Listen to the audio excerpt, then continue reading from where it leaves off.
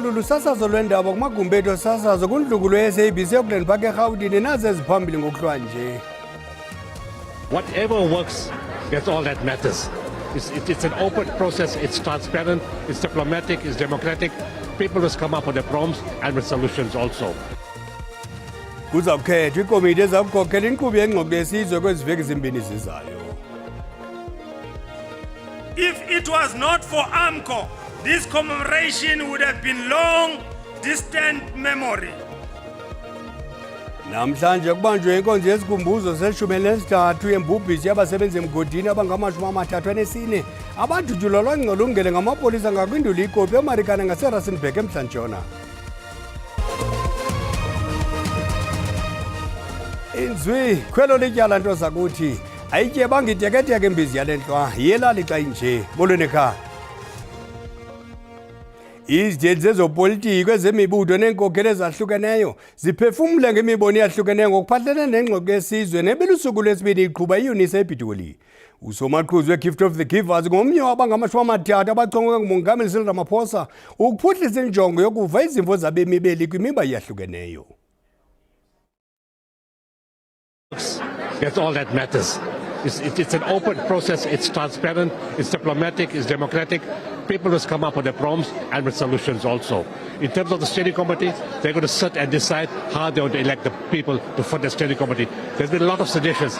Uhlabe ekhangele ngelibethelela injongo yengxoxo yesizwe ukaSoliman esithi eliliqonga lokufumana izimvo zabemibeli kangangoko ukuze xa kufika izayo ngo-2026 ingxoxo yesizwe kusengelwe thungeni linye ngamaziko, imibutho, imanyano, amaqumrhu, iarhente norhulumente ekukhawuleleleni nezidingo zoluntu ngokubanzi.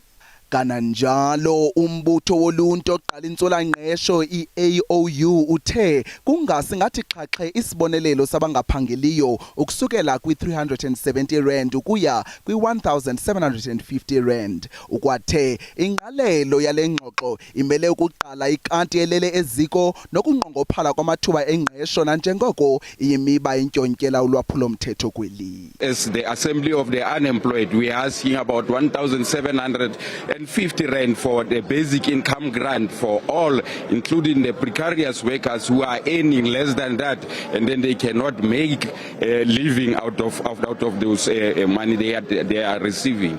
Lo gama umbutho we-RCL utshotshe entla ngelithi le ngxoxo yesizwe lilinge nje lokubetha ngoyaba imibhodamo ejijisana nabemi beli nanjengoko kungekho nto intsha eza kuntshula ngayo. The president left way earlier than expected, and some of the ministers left even before the president left. So that shows us this is just another pep talk, just to soothe out the anger that is in the citizens of South Africa. Now ukhokele iphulo lika Operation Dudula elichasene nokungena kwabamazwe angaphandle ngokungekho mthethweni kweli, uphakamise inqalabo ngokungabekwa kwalomba kumxholo wengxoxo yesizwe. Ukwathe ifulathelwe kwaphela intshukumo yabo ayakhwetywa tu ekuthabatheni inxaxheba kuluthethathethwano.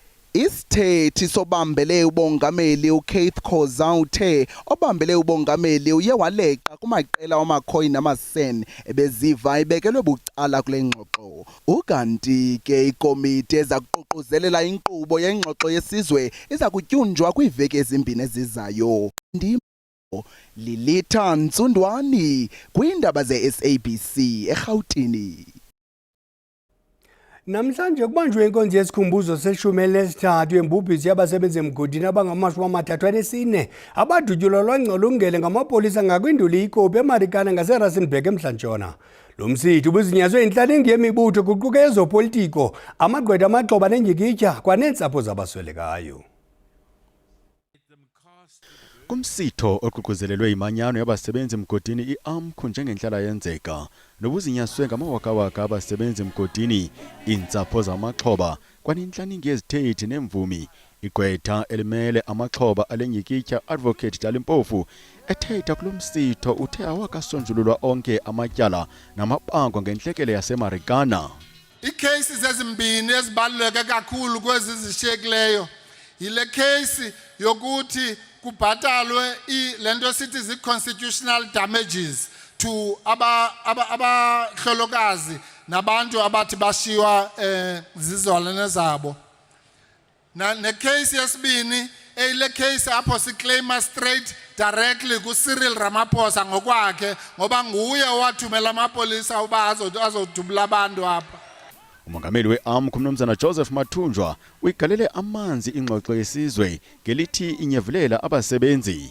The national dialogue was supposed to have been convened soon after the Marikana massacre to discuss the economic crisis in our country, the looting of our resources by foreign directives, whom they call them foreign direct investors. Uqhube wathi ukuba isikhumbuzo ngengikitya yaseMarikana besingamelwanga i-AMCU ngesesaphoswa kwelokulibala. If it was not for AMCU, this commemoration would have been long, distant memory. There have been 21 commission of inquiry to date, from the Truth and Reconciliation Commission to Palapala Judicial Commission of Inquiry. The report expenditure for this commission is over 1.74 billion. Throughout this commission, the method of operation has been to sweep issues under the carpet. The Falam Commission of Inquiry was not exceptional. Ukanti uadvocate Mpofu kwathe umongameli Cyril Ramaphosa zange asigcine isithembiso asenza kwiminyaka esixhenxe eyadlulayo sokutyelela abahlolokazi babasebenzi abawa eMarikana ayokuxolisa. Ulebelenge lithi ingxoxo yesizwe soze yaba impumelelo de benze inzame zokubonisana nabasebenzi emgodini. Obebhala kwindaba ze-SABC Dinkunti Mphiwe Gift Nongqotho. Abahlali baseSoweto bathi nangona kongezelwe amapolisa eMaponya Mall abasiva bekhuselekile. Ukukuze emva kokubulawa ngokumasikizi komqhubi weTaxi ekhwetywa ngobuxhakaxhaka bale mihla e-hailing oneminyaka engama-27 obudala kubusuku bangolwesithathu. Umthokozisi Mvelase udutyulwe waze watshiselwa emotweni ebeyiqhuba nekukholelwa ukuba oko kwenziwe ngoonoteksi ze kwatshiswa nesinye isithuthi somnye umqhubi. Esi sehlo simasikizi sibangela isantxwe kumalunga asekuhlaleni nalapho kuye kwabanjwa uqhankqalazo eMaponya Mall kanye kule ndawo yexhwayelo, kodwa isimo sele sibuyele kundalashe emva kweentsuku ezimbini zokuphazamiseka kozinzo nobekukhatshwa ludlame. NgoLwesine umphathiswa wezothutho eGauteng uKidibone Diale Tlabela usigxeke kabukhulu esi sehlo. Happy that everything's back to normal, that I don't feel that it's back to normal, because how am I supposed to feel everything's back to normal when there's police officers around? The public is very unsettled right now. Isithethi sombutho wabaqhubi beteksi ezikhwetywa ngobuxhakaxhaka bale mihla sele sithumela amazwi ovelwano kusapho lwexhoba. This was not just an attack on individuals, it was an attack on our entire industry and on the right of South Africans to work and earn a living in safety. For too long, we've warned that the public transport sector has become a barbaric Wild West with violent clashes between some taxi operators and e-hailing drivers. This latest tragedy happened at a location that has a long history of transport violence. Amapolisa eGauteng akhangela amadoda amane nayanyaniswa nezeleku kukwakhuthazwa nabani na onothi abenolwazi ngesisehlo asondele ngaphambili.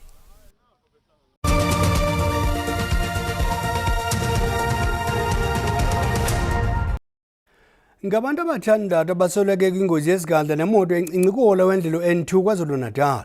Ukusemva kokufunyanwa komzimba womqhubi wesigadla uvaleleke ngaphansi kwaso. Le ngozi yehle ngasedokodweni intatheli yethu Simphiwe Makanye landele linqaku.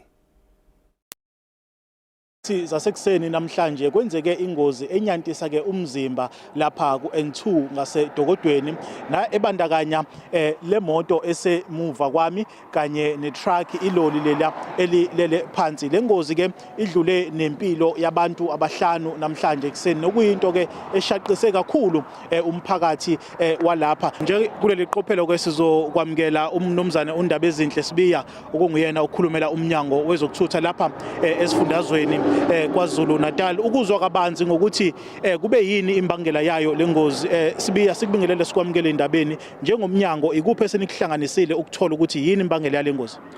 Ubukwa sengathi i-truck ibiqhamuka ngapha north iya esouth yasishayisa imoto yahamba nayo nje ububona nje ukuthi hambe nayo yaze yofika lapha ngaphandle komgwaqo. Sisazama ke ukuthola ukuthi ingabe uphi udriver we-truck ngoba akatholakali.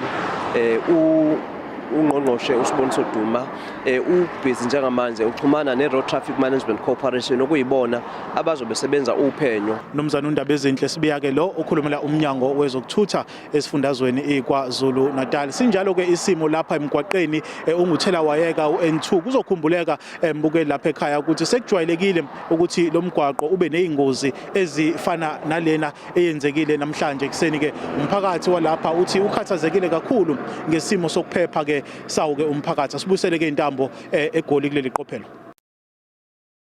Incwatshiwe inkosikazi eneminyaka engama-30 anethoba obudala yaseKimberley ekutyholwa ukuba ibulewe ngumyeni wayo ngumfundisi. Le ndoda imkrwitshile lwasetyhini zemva koko yambetha ngentonga yehoki. Umfundisi osebanjiwe ngokunje kutyholwa ukuba umbethe umfi phambi kwentombi yabo eneminyaka eli-15 obudala. Kusithi waNdlelantle kowasetyhini ochazwe njengomntu onovelwano nothando kwaye ezimisele kwinto ayenzayo. Abantu bebephume ngobuninzi bebonisa intlonipho kubomi bomntu obuqhawulwe ngesaquphe. Bathi elinxeba liyakuthatha iminyaka ukuze liphole ingakumbi indlela abulewe ngayo ngokungenalusini. Right now as the family we are shattered. We are broken. We were not yet ready to say goodbye to our grandchild. But this incident happened and we tried to be strong. We tried not to be judgmental. So we left everything in the hands of the authorities. Abachaphazelekileyo sesisenzo bakhuthaza amanina ukuba angathuli koko athethe phandle ngokuchasene nobundlobongela obusekelwe ngokwesini. Today is my very, very, very saddest day I ever had in my life. Because this child, I go with him in my church. We pray together. He grew up in front of me. She was a very, very humble girl. As the ANC Women's League, we are also shattered, we are broken. Because of Cynthia, she was one of our members.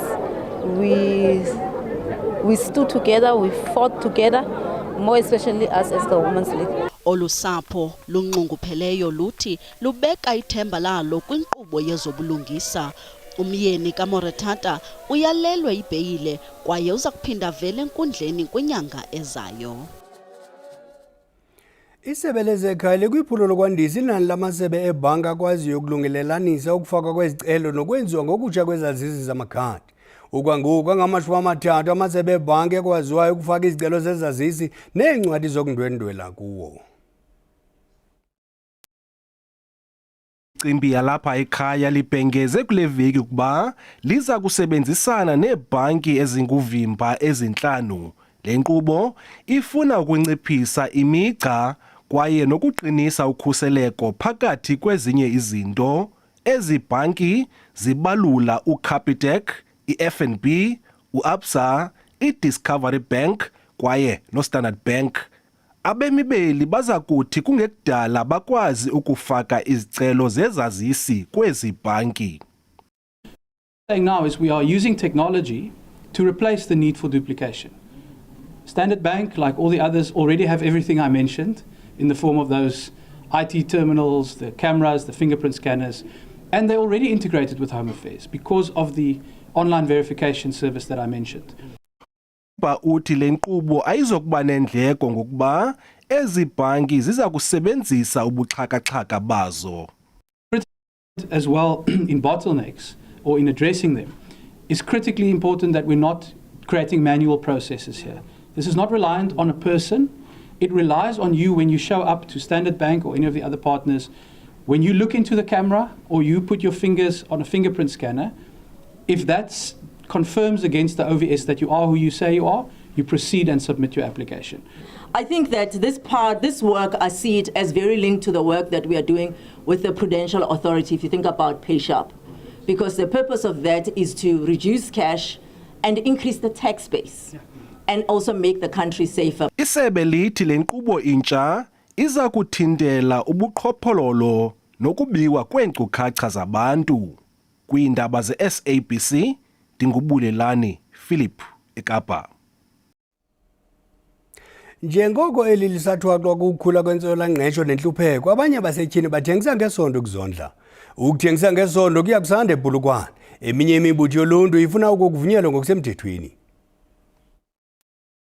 uCynthia nokungelwe gama lakhe lokwenyani uneminyaka eshishina ngomzimba ePolokwane.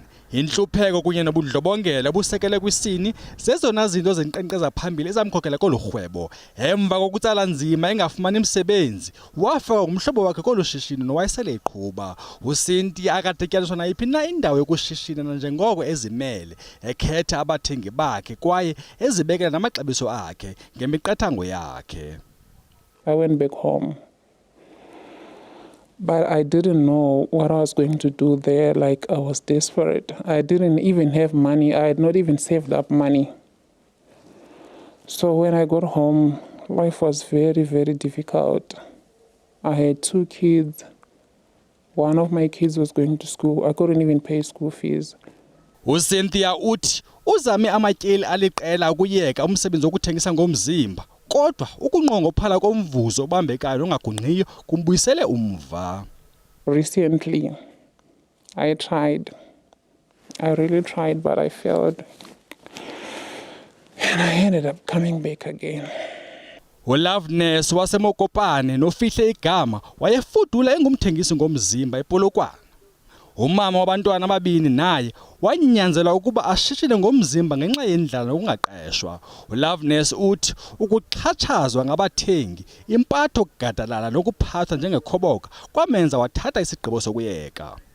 My journey of being in the streets started when I could not provide for my kids, and I didn't have a stable job, and I was also a drug addict. Umbutho oluntu isisonke National Movement in South Africa uthi kufuneka uxhaphagxabhiso kufakwe olurhwebo emthethweni. Qonqololo ziyaguqa ziyakhothama ezalenhlwa. Masikhongozele zangomso kwangolulu kaPhala. Disatshana.